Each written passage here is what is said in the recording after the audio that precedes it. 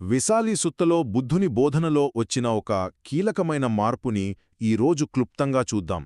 అసలు ఈ సుత్త దేని గురించి అంటే, ఒక తీవ్రమైన ధ్యాన పద్ధతి వల్ల కొన్ని విషాదకరమైన సంఘటనలు జరిగాయి. అప్పుడు బుద్ధుడు తన బోధనను ఎలా మార్చారు అన్నదే దీని సారాంశం. సరే, మొదటి విషయమేంటంటే, ఒక అభ్యాసాన్ని తప్పుగా అర్థం చేసుకోవడం.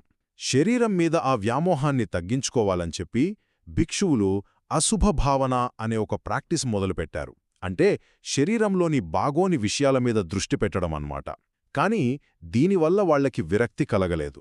దానికి బదులుగా తమని తామే ద్వేషించుకోవడం, తీవ్రమైన నిరాశలోకి వెళ్ళిపోవడం జరిగింది.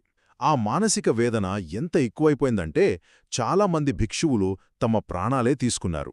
ఇక రెండవది బోధనలో మార్పు. ఈ విషాదం గురించి తెలిసిన వెంటనే బుద్ధుడు తన పద్ధతిని మార్చారు. ఆ కఠినమైన పద్ధతికి బదులుగా ఆయన చాలా సులభమైన, ప్రశాంతమైన మార్గాన్ని చెప్పారు. అదే ఆనాపానసతి. అంటే ఇంకేమీ లేదు, జస్ట్ మన శ్వాసని అది ఎలా ఉందో అలా గమనించడం. ఇక చివరిగా ఈ కొత్త పద్ధతి ఎందుకు అంత బాగా పనిచేస్తుందో చెప్పడానికి బుద్ధుడు ఒక మంచి ఉదాహరణిచ్చారు. ఎలాగైతే వేసవిలో దుమ్మో ధూళితో నిండిన వాతావరణాన్ని ఒక్కసారిగా వచ్చిన వర్షం శుభ్రం చేసి ప్రశాంతంగా మారుస్తుందో, అలాగే మన శ్వాస మీద ధ్యాస పెట్టడం వల్ల మనసులోని ఆందోళనలు, చెడు ఆలోచనలు వెంటనే తొలగిపోయి శాంతి వస్తుందని చెప్పారు. సో ఈ సంఘటన మనకు ఏం చెప్తుందంటే, తీవ్రమైన పద్ధతులు ప్రమాదకరం, అసలైన మార్పు అనేది సరైన సమతుల్యతతోనే వస్తుంది.